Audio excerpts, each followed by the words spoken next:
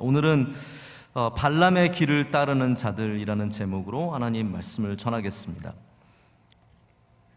오늘 말씀은 이 시대에도 다양한 방식으로 하나님의 백성들을 미혹하고 그들을 죄의 길로 걷게 하는 거짓 선생들을 경계하도록 주시는 말씀입니다.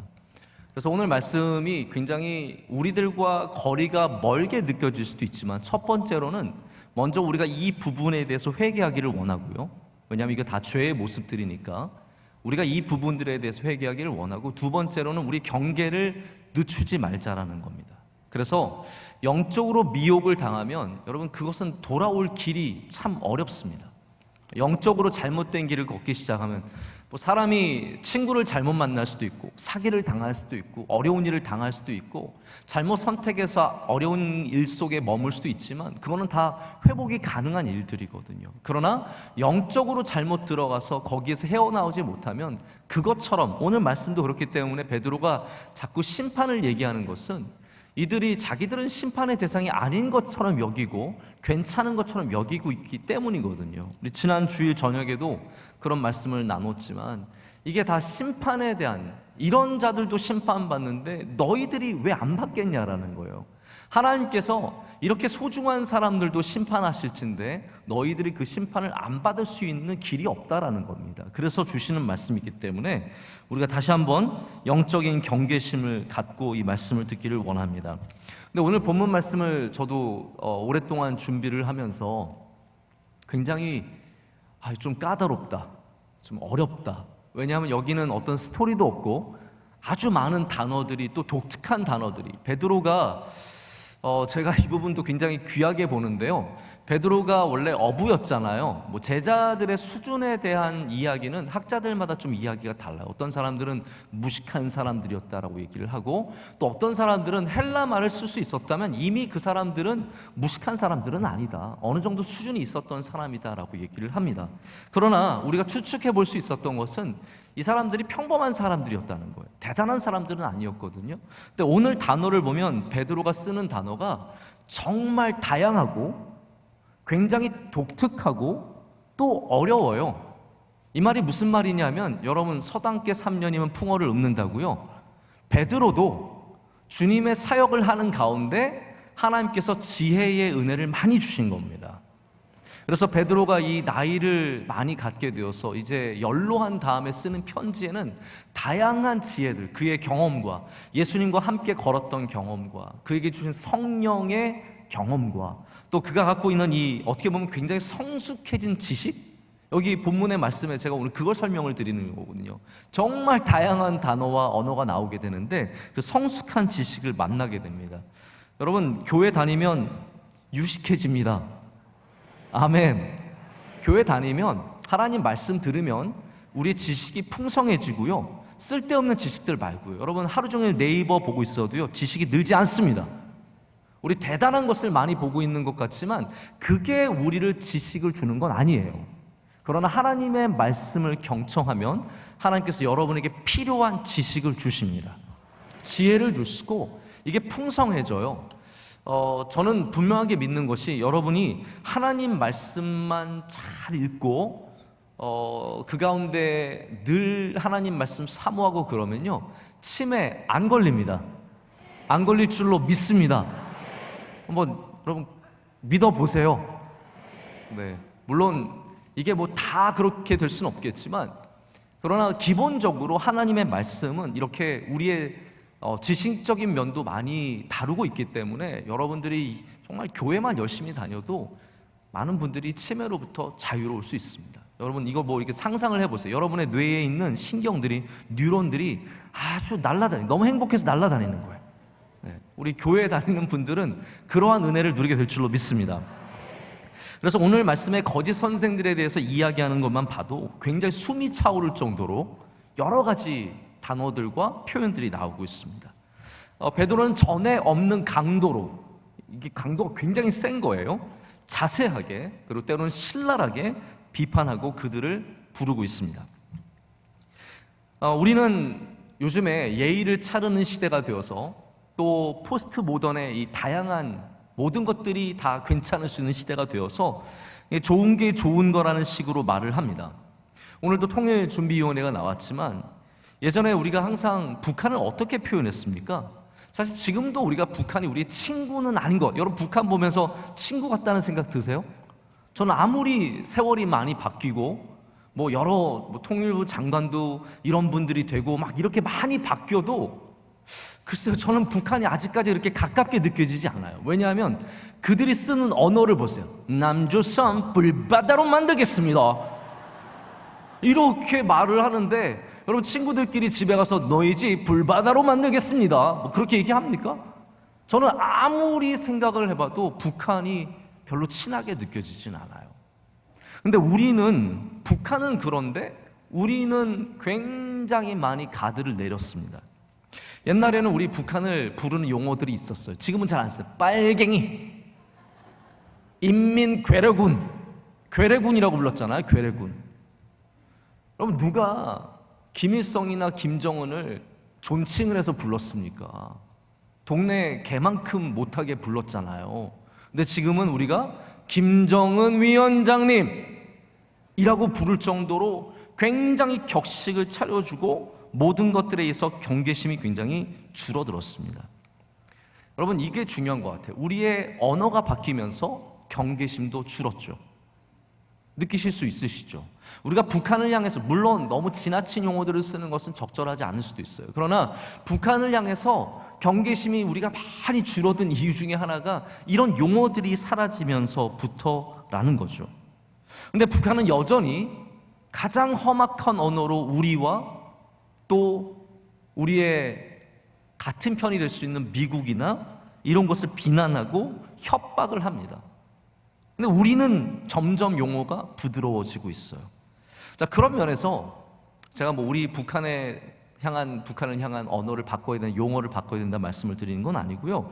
베드로 후서가 오늘 왜 이렇게 거짓 선생들에 대해서 신랄하게, 아주 강하게, 듣기 어려울 정도로 심각한 표현을 쓰면서 말하는지에 대해서 영적으로 여러분 반드시 깨달아야 합니다.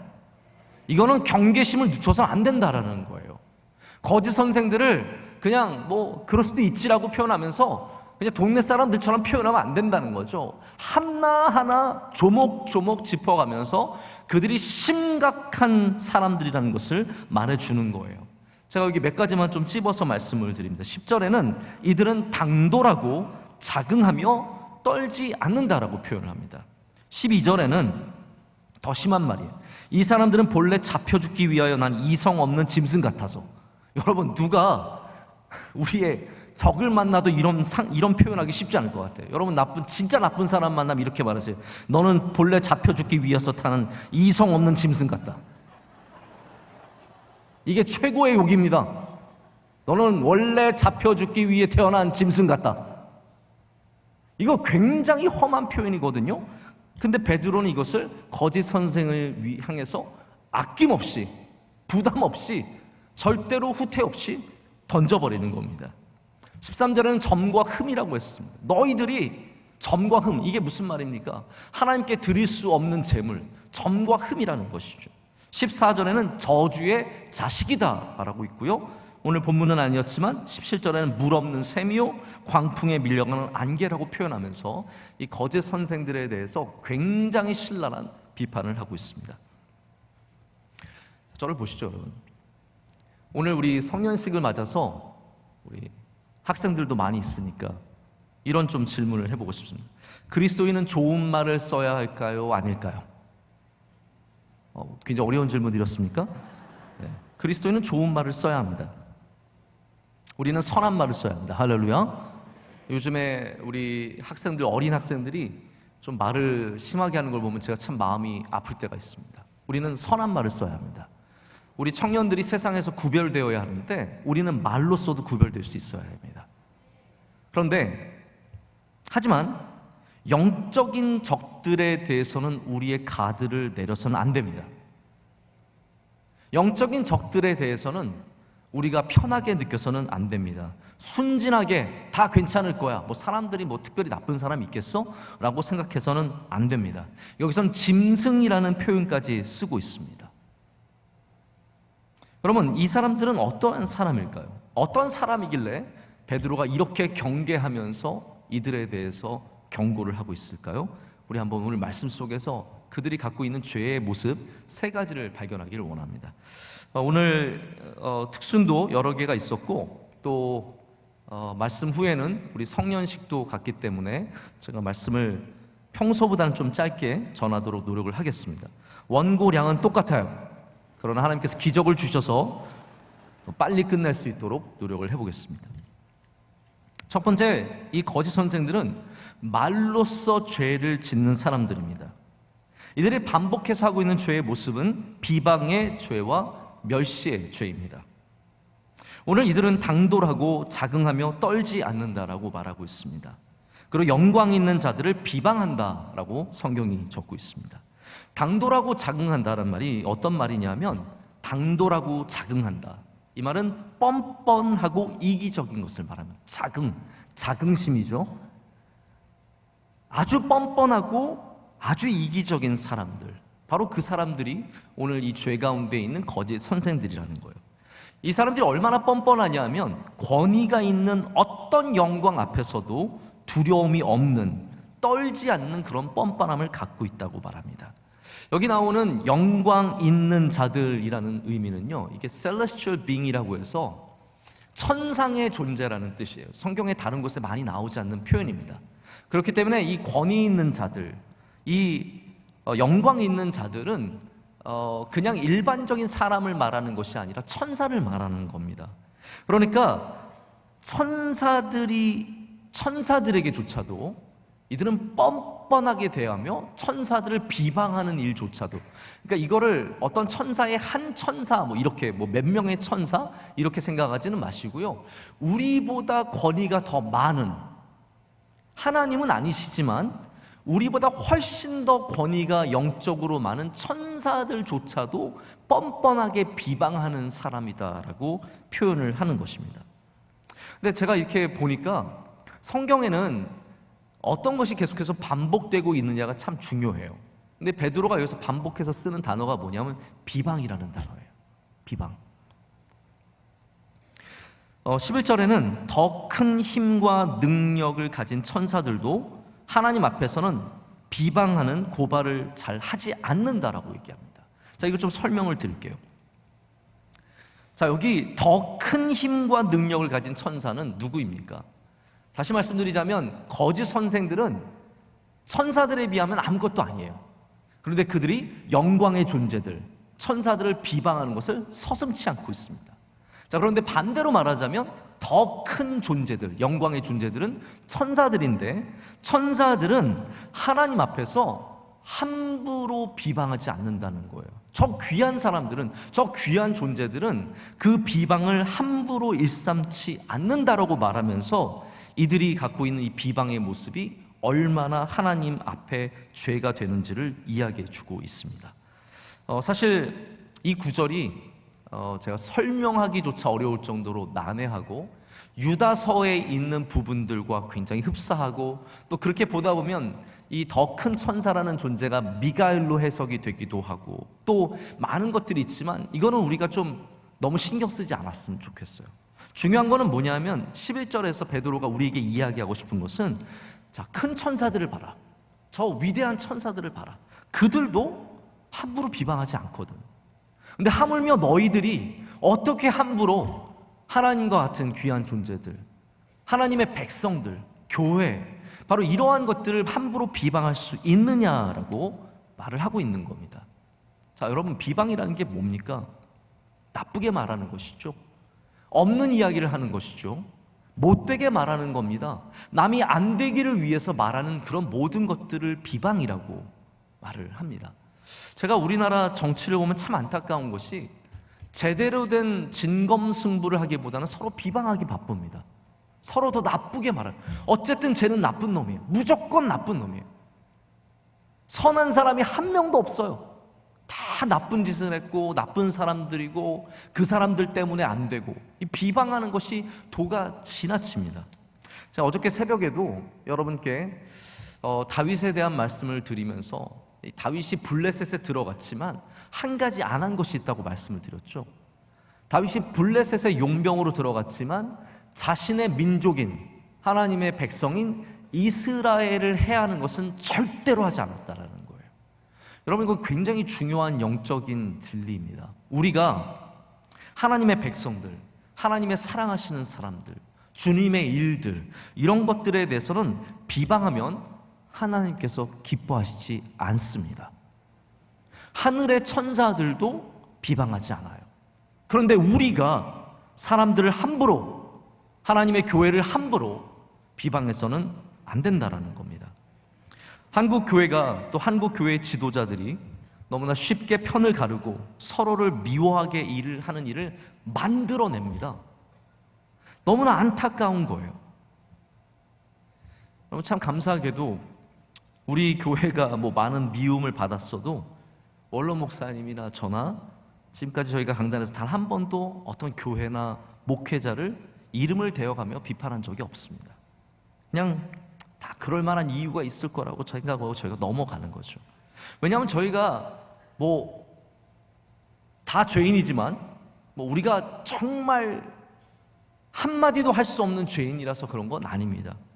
저희가 왜 그러냐 하면 하나님께서 누구를 비방하는 것을 좋아하지 않으시기 때문입니다. 누구를 비방하는 것을 좋아하지 않으시기 때문입니다. 이 시대의 문화가 비방의 문화가 굉장히 많습니다. 단체 카톡이 편리하면서 위험합니다. 편리하면서 위험합니다. 단체 카톡이 너무 많아요. 저는 벌써 몇 년 전에 카톡을 탈출했습니다. 그래서 저는 카톡 오는 게 없습니다. 그래서 어디에 가서 카톡 프렌드 하셔야 깎아줘요. 저는 카톡이 없어요. 그러면 무슨 간첩처럼 저를 쳐다봐요. 저는 한국 사람이지만 카톡이 없는 몇 명, 제가 알기로는 우리 원로 목사님도 카톡이 없으세요. 원로 목사님 카톡이 없는 이유가 쓰실 줄 몰라서 없으신 거고, 저는 쓰기 힘들어서, 불편해서 없는, 차이가 있긴 하지만 없어요. 근데 카톡의 문화가, 단체 카톡이 얼마나 편해요. 막 사람들 다 모아놓고 공지하기도 하고 이야기하기도 하지만 그 안에서 또한 여러분 사람들을 비방하고 많은 안 좋은 말들이 오고 가는 것을 우리가 잘 알고 있습니다. 여러분, 안 좋은 말이 오가는 곳에선 나와야 합니다. 그것이 지혜입니다. 하나님께서 그것을 원치 않으시기 때문이에요. 그래서 여러분께서 만약에 어딘가에 갔는데 정의로운 그리스도인 척하면서 교회를 비방하고 목회자들을 비방하고 하나님의 일들을 비방하는 그런 사람들을 만나게 된다면 어울리지 말아야 합니다. 왜냐하면 거짓 선생의 모습들을 닮아 있기 때문이에요. 그 사람들이 아닐 수도 있겠죠. 당연하죠. 아닐 수도 있어요. 거짓 선생이 아닐 수도 있습니다. 그러나 거짓 선생의 길을 걷고 있는 건 분명해요. 오늘 말씀도 발람이 되라는 말, 그런 말씀이 아니에요. 발람이 되지 말라가 아니라 발람의 길을 따르는 자가 되지 말라는 거거든요. 여러분, 죄라는 것은 그런 거예요. 그 죄인이 되지 말라는 게 아니라 그 죄의 길을 걷지 말라는 거죠. 우리가 누가 발람이 있겠어요? 우리 다 발람 아닙니다. 그러나 발람의 길을 따를 수는 있다는 거예요. 우리가 비방하는 거짓 선생들은 아닙니다. 하지만 비방하는 자들과 함께 하다 보면 우리도 어느새 모르게 비방의 길을 걷고 있게 되는 거예요. 이따가 발람에 대해서 제가 좀 이따 설명을 드리겠지만, 발람의 가장 큰 문제가 돈으로 매수돼서 하나님의 백성 이스라엘을 저주하려고 했던 거예요. 하나님께서 하나님 저주하는 걸 원치 않으시는 거예요. 결국은 이스라엘 사람들을 나중에 저주하게 되죠. 몰래 발락에게 가르쳐줘서 이스라엘 사람들이 시험에 들게 하고 넘어뜨리게 합니다. 여러분, 그런 비방은 하나님께서 기뻐하시지 않는다는 것을 알고 우리가 말로써 죄를 짓지 않는, 할렐루야, 말로써 죄를 짓지 않는 주님의 백성들이 되기를 원합니다. 자, 두 번째, 이들은 쾌락의 죄를 짓고 있는 사람들입니다. 13절 말씀을 보면 이렇게 되어 있습니다. 우리 13절 말씀 다 함께 읽을까요? 불의의 값으로 불의를 당하며 낮에 즐기고 노는 것을 기쁘게 여기는 자들이니 점과 흠이라. 너희는 함께 연회할 때에 그들의 속임수로 즐기고 놀며 라고 되어 있습니다.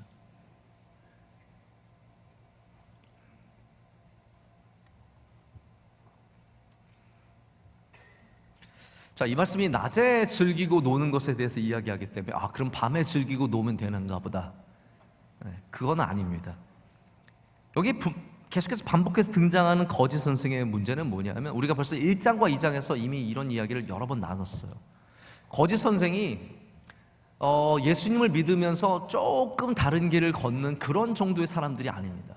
이 거짓 선생들은 말씀을 왜곡하고 삶의 기쁨을 왜곡하고, 여러분 보십시오. 교회는 기쁨이 무엇인지 분명히 가르쳐야 합니다. 여러분, 우리에게 진정한 기쁨은 하나님 안에 있는 기쁨이에요. 예수 그리스도 안에 거하는 기쁨입니다. 이걸 교회가 제대로 가르치지 않고 그냥 사람들끼리 모여서 즐거워하는 것을 기쁨으로 가르치면 굉장히 잘못된 길로 가기 쉬운 거거든요. 근데 여기 나오는 이 거짓 선생들은 낮에도 취하고 낮에도 쾌락을 쫓는 그런 굉장히 비상식적인 모습을 갖고 있는 사람들입니다. 사실 여러분, 밤에도 술 먹고 취해 있으면 우리가 좋게 안 보죠. 생각해 보세요. 여러분, 길거리에 밤에 술 먹고 누워 있는 사람이 괜찮아 보이세요? 저 사람 훌륭한 사람인데 오늘 어쩌다가 저렇게 됐을까? 아니에요. 여러분, 길거리에 밤에 술 먹고 누워 있는 사람 절대로 그렇게 볼 수 없습니다. 놀라운 사실은 우리 목사님 중에, 우리 부목사님들 중에 밤에 대학교 때 술 먹고 누워 있었던 사람 몇 명 있어요. 하나님께서 기적같이 건져주신 거예요. 제가 이름도 될 수 있는데 몇 명 있어요. 다들 그 경험을 고백을 했고, 지금은 그렇지 않습니다. 지금은 일찍 잠자리에 들고 새벽 예배 나오는 훌륭한 주의 종들인데 그랬던 적들이 있어요. 밤에 술 먹고 누워있고 쾌락을 쫓는 것도 결코 좋은 모습이 아니지만 이들은 낮에도 일하지 않고 놀고 쾌락을 쫓고 중독된 것을 붙잡고 살았습니다. 그 사회에서 비난받을 만한 삶을 기쁘게 여기며 살고 있었다는 거예요. 그래서 여기에 나오는 기쁨은 절대로 건강한 기쁨이 아닙니다. 여러분이 여러분의 믿음을 한번 생각을 해보시길 원한다면, 지금 나의 믿음의 상태가 어떨까? 내가 지금 괜찮을까? 아니면 좀 문제가 있을까를 판단해 보려면 내가 지금 무엇으로 가장 기뻐하고 있는지를 한번 생각해 보셔야 됩니다.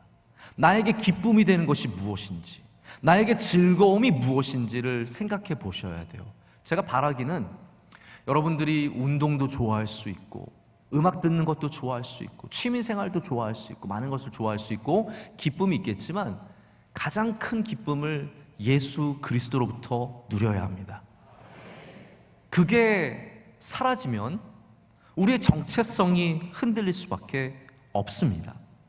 그래서 그리스도인과 비그리스도인의 차이는 기쁨이 있느냐 없느냐 아니에요. 비그리스도인이 교회 안 다니는 넌 크리스천이 더 기쁨이 많을 수 있어요. 그런데 우리의 정말 중요한 질문은 어떤 기쁨으로 살고 있느냐예요. 우리가 다른 기쁨, 먹는 좋은 것을 먹는 기쁨, 비싼 것을 사는 기쁨이 없을지라도 예수 안에 기쁨이 있으면 살만한 인생입니다. 할렐루야. 남들이 막 박수 쳐주고 대단히 알아주고 유명한 사람이 아니어도 예수님이 나를 알아주시는 기쁨을 안다면 우리는 살만한 가치가 있습니다. 이 기쁨이 바뀌면 안 된다는 거죠. 근데 여기 나오는 거짓 선생은 세상의 쾌락의 기쁨밖에 없었던 사람들입니다. 성경사전에서 기쁨을 이렇게 정의합니다. 마음의 평화, 만족, 소망으로 차 있는 상태. 여러분, 오늘 하나님께서 주시는, 우리 예수님께서 주시는 기쁨이 우리 가운데 충만하길 원합니다. 그 기쁨이 있다면 다른 기쁨에 매여서 그것을 쫓아서 그것에 중독되어 살지 않을 수 있다라는 것. 그러지 않아도 마음에 평화가 있고 마음에 감사가 있고 소망이 있게 되는 것입니다. 여기 나오는 이 기쁨이라는 단어가 헤도네예요. 헤도네는 어떠한 단어로 이어지냐면 헤도니즘, 바로 쾌락주의로 이어집니다. 성경에 기쁨의 단어가 많이 나오는데 여기 베드로는 굉장히 부정적으로 기쁨을 쓰고 있는 거예요. 이 인간의 쾌락을 추구하는 기쁨에 대해서 말하고 있는 겁니다. 철저하게 육체적인 쾌락, 정도를 벗어난 쾌락을 말하는 거죠. 이게 성경에서 추구하는 기쁨과 얼마나 거리가 멉니까? 저는 오늘 솔직히 저녁 예배 때 찬양 드리면서 너무 기뻤어요. 여러분들 안 기쁘셨어요? 저는 그 기쁨이 있었거든요. 그래서 정말 계속 들었으면 좋겠다, 계속 이어졌으면 좋겠다. 근데 그 기쁨이라는 것이 소리로만 느껴지는 기쁨이 아니더라고요. 우리 성도들을 바라볼 때 생기는 기쁨, 이 모든 것들이 함께 기쁨이 되는 것을 느끼면서 이 기쁨을 빼앗길 수 없다는 그런 생각을 가졌습니다. 여러분, 이 기쁨과 그냥 술 한잔에서 느끼는 기쁨과 얼마나 큰 차이가 있겠습니까? 여러분, 하나님을 기뻐하는 그 기쁨을 누리시기를 축복합니다. 드라마나 영화를 보면 가장 망가진 사람들이 어떻게 사냐 하면요, 드라마가 보여주는 게 그런 거예요. 망가졌다, 사람이 정말 피폐하게 되고 정말 어려운 일을 당한 다음에 완전히 망가졌어요. 그러면 어떻게 등장을 하냐면 낮에도 술을 마시고 있어요. 이해가 되시죠? 낮에도 술을 마시면서 비틀거리고 어쩔 줄 몰라 하고 낮에도 죄를 짓고 살아가는 그 모습이 가장 피폐한 사람들이 갖고 있는 삶의 모습입니다. 우리 그리스도인들은 낮에 건강한 삶을 추구해야 합니다. 할렐루야. 그거예요. 낮에는 건강한 삶을 추구하고 밤에는 하나님이 주신 휴식을 취하고, 이게 그리스도인이 건강할 수 있는 이유입니다. 밤에 잠이 안 온다? 밤을 계속 잠을 못 자고 있다? 여러분, 그거는 낮에 하나님이 주시는 풍성한 삶이 없기 때문이에요. 빛의 삶이 부족하기 때문에 우리가 어둠 속에서 헤매게 되는 겁니다. 제가 여기서 불면증 이런 것까지 얘기를 하진 않겠습니다. 우리 오늘 성년식 하는 청년들 있을 텐데요, 청년들의 문제는 뭐냐면 밤에 잠이 오지 않는다는 거예요. 정말이에요. 여러분들도 그런 경험 해보셨을 거예요. 20대, 아니 고등학교 때부터 이 대학교 때 피가 막 끓을 때는 밤에 잠이 오지 않아요. 제가 부탁을 드리고 싶은 것은 오늘 성년식 하는 친구들은 오늘 밤에 잠을 잘 자기를 축복합니다. 집에 가서 12시부터 11시부터 졸려요. 해롱해롱 돼가지고 잠이 드는 그런 은혜가 있기를 바라고, 아침에 하나님께서 빛 가운데 깨워주시길 축복합니다. 그게 하나님이 주시는 건강한 삶이에요. 근데 여기 거짓 선생들이 이끄는 삶을 보면은 낮에부터 망가져 있어서 그들은 밤까지 그 쾌락을 추구하며 질서가 깨어진 삶이 되어버리는 거죠. 여러분, 기쁨이 잘못되면 삶의 질서가 깨어진다라는 거예요. 우리의 질서가 깨어지면 삶은 능력을 잃어버리고 맙니다. 밤에 잠을 잘 못 자면 낮에 하나님께 주신 사명들을 감당하기가 참 어렵습니다. 저는 이게 솔직한 고백인데요, 교회에 일이 많으면 부담이 돼요. 내일 무슨 회의도 있고 무슨 미팅도 있고 누가 찾아온다 그러고 또 어디 가야 되고 이런 일들이 있으면 굉장히 참 힘듭니다. 저도 어제도 주례도 2번 있었고 이런저런 일들이 있으니까 굉장히 힘들더라고요. 그때 제가 갖고 있는 유일한 방식이 있어요. 그게 뭐냐면 잠을 충분히 자두는 거예요. 잠을 충분히 자려고 노력을 하는 거예요. 다만 6시간이라도 잘 자고 나면 하나님께서 그 낮에 힘을 주시고 능력을 베풀어 주세요. 원로 목사님 저랑 전화 통화할 때 자주 이런 말씀을 하세요. 우리 집은 잠만 조금만 자도 힘이 난다. 잠만 조금만 자도 힘이 난다. 제가 원로 목사님 뵈면요, 차 이동하시는 그 잠깐 사이에 하시면서 잠깐 주무세요. 그리고 나서는 누구보다도 깨끗한 모습으로 딱 일어나셔서 밖에 아무 일도 없었던 것처럼 나가셔서 얼마나 많은 일들을 넉넉히 감당하시는지 모릅니다. 여러분에게 하나님이 주시는 밤의 은혜가 있기를 축복합니다. 낮의 은혜가 있기를 바랍니다. 그러기 위해서는 우리는 낮의 방탕한 삶을 철저하게 거부하고 하나님이 주신 건강한 삶을 살아야 한다는 것이죠. 그래서 베드로는 여기 탐욕에 연단된 마음들을 가지리니 자들이니 저주의 자식들이라고 하면서 신랄하게 비판을 하고 있습니다. 여러분, 우리가 건강한 연단은 성경에서 뭐라고 얘기하면 도키모스라고 얘기하거든요. 도키모스는 은과 금이 정제되어서 단련되는 그 마지막에 가장 순수하게 나올 때 도키모스라고 얘기를 합니다. 그게 건강한 연단이에요. 그런데 탐욕에 나오는 연단은 뭐냐면요, 이게 우리가 보통 짐이라고 말하는 짐네지움이라고 말하는 체육관에 나오는 그 체육의 용어예요. 이 사람들은 어떤 사람들이 했냐면 쾌락을 위해서 모든 노력을 다 하는 거예요. 이해가 되시죠? 모든 훈련을 쾌락을 위해서 하는 거예요. 왜 건강하려고 하느냐? 잘 놀려고. 네? 왜 몸을 건강하게 지키냐? 술 많이 마시려고. 그러니까 나의 모든 육체의 연단을 쾌락을 향해서 초점을 맞추고 있는 삶입니다. 내가 젊어 보이기를 원하는 게 다른 이유가 아니에요. 쾌락을 위해서. 이렇게 되면 굉장히 잘못된 길로 가거든요. 그럼 우리 명성교회 교인들은 겉모습보다 우리 속에 있는 믿음의 정체성만 괜찮으면 된다는 믿음을 가지시길 축복합니다. 그래서 우리의 겉모습을 육체의 쾌락을 위한 연단으로 삼지 마시고 우리의 겉모습을 더욱더 하나님을 위해서 귀하게 드릴 수 있는 저와 여러분이 되기를 간절히 소망합니다. 자, 세 번째는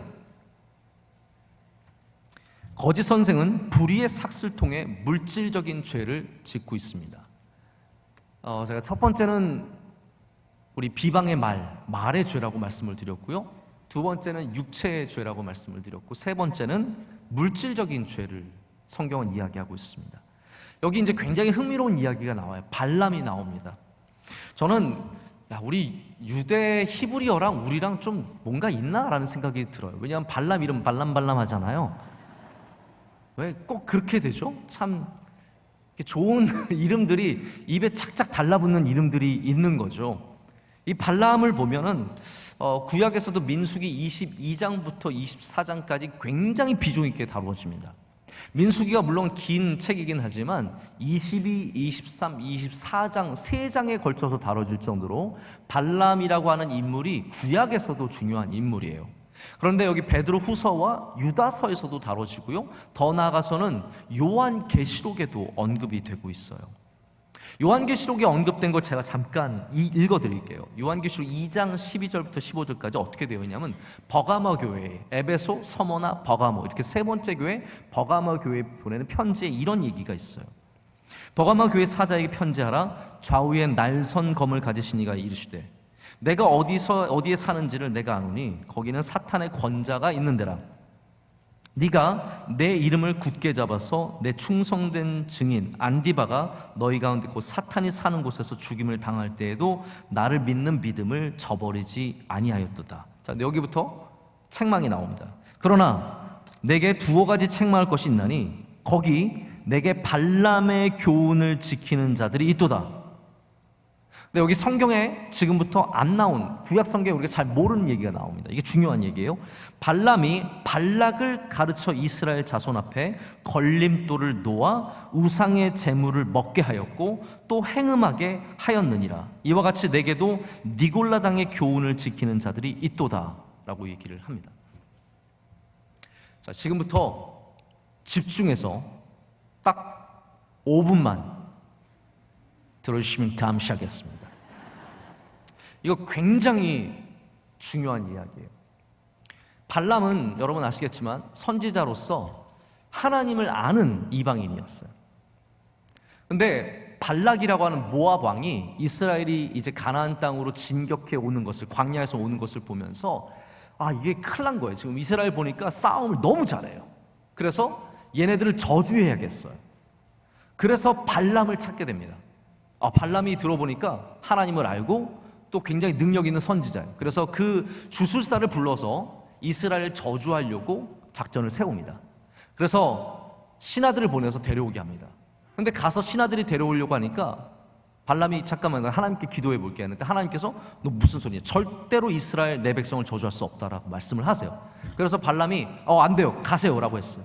그때 발락이 더 안달이 나서 더 많은 더 귀한 신하들과 이번엔 재물까지 챙겨가지고 보냅니다. 근데 발람이 그 재물을 보고 마음이 동했을까요, 안 동했을까요? 성경을 보면 그게 잘 안 나와요. 그런데 발람이 또 말을 해요. 잠깐만 기다려보라. 근데 여러분, 아니면 아닌 거지 잠깐만 기다려봐는 뭐예요?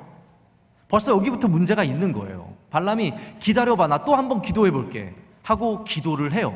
그러니까 하나님께서 이번에 뭐라고 하셨냐면 그래, 너 그럼 한번 가봐라 이렇게 말씀을 하세요. 근데 그게 하나님께서 저주하라는 말씀이 아니거든요. 근데 우리가 보이지 않는 한 가지 사실이 뭐냐 하면 발람이 발락이 가져온 재물들과 그들의 대우들을 보면서 그 안에는 마음이 요동치고 있었다는 거예요. 이거 재물을 받고 내가 어떻게 해볼까? 그런 마음을 갖고 가고 있을 때 하나님께서 바로 천사로 발람을 치시려고 하는 거예요. 왜냐하면 겉으로는 아닌 척하고 있지만 그 속으로는 물질에 완전히 사로잡혀서 발락을 위해서 가고 있었거든요, 이미. 그래서 하나님께서 그를 치려고 하실 때 나귀가 그때 말을 해서 가르쳐 주는 거죠. 너 나 괴롭히지 말고 네가 지금 잘못된 길을 가고 있잖아 라고 하면서 그 길을 막게 되는 겁니다. 어쨌든 그래도 다시 가서 하나님께 또 기도하고 제사를 지낼 때도 이스라엘을 저주하지 않습니다. 여기까지 22장, 23장, 24장을 보면은 마지막까지 봐도 저주를 안 해요. 그런데 우리는 이상하다. 그리고 나서 25장에 보면 모압 앞에 시딤에서 이스라엘 백성들이 음행함으로 하나님께 벌을 받는 장면이 나와요. 그 중간 이야기가 없는데 바로 그 이야기를 엮어주는 이야기가 요한계시록에 있는 거예요. 그게 뭐냐 하면 이겁니다. 하나님께서 저주하지 말라 그랬기 때문에 저주를 할 수 없었어요. 하지만 발람은 여전히 재물에 관심이 많았겠죠. 그렇기 때문에 발락이 주는, 이 모압 왕이 주는 재물을 받고 발락에게 지혜를 가르쳐 줍니다. 그것이 뭡니까? 우상의 재물을 저 맛있는 거 갖다 주라는 거예요. 그래서 우상의 재물을 먹고 또 우상 앞에서 행음하게 하는, 그러니까 이스라엘 민족을 하나님으로부터 멀어지게 하는 그 술수를 가르쳐 줬어요. 그래서 발락이 그거를 사용해서 이스라엘이 행음함으로 말미암아 하나님께 큰 벌을 받게 되는 굉장히 안타까운 사건이 민수기 25장에 등장을 하게 되는 겁니다. 여러분, 이게 바로 발람의 길을 따라가지 말라고 하는 말씀 중에 중요한 부분이에요. 우리가 겉으로는 하나님 내가 잘 믿는 것 같고 하나님 순종하는 것 같고 하나님의 길을 걸어가는 것 같지만 물질의 유혹이 들어오면 우리는 겉의 모습은 바뀌지 않아도 이미 마음으로는 변질되는 거예요. 지금은 벌써 한참 지난 일이지만 옛날에 통일교회에 넘어갔던 목회자들이 많이 있습니다. 어려운 때니까 개척교회하고 교회하면서 정말 어렵게 살 때니까 거기서 돈을 주고 돈으로 이렇게 유혹을 하면 빠지는 분들이 굉장히 많았다는 거예요. 다 회개하고 돌아오긴 했지만 굉장히 부끄러운 일이 아닐 수가 없는 거죠. 지금도 여전히 이단들은 물질을 통해서 사람들을 유혹하고 미혹하는 일들이 있고 우리는 여기에 대해서 경계를 해야 합니다. 할렐루야. 발람이 큰 실수를 한 것 같진 않아요.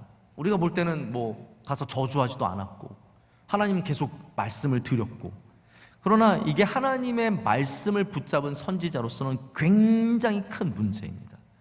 우리가 물질을 통해서 변질될 수 있다는 것을 보여주기 때문이에요.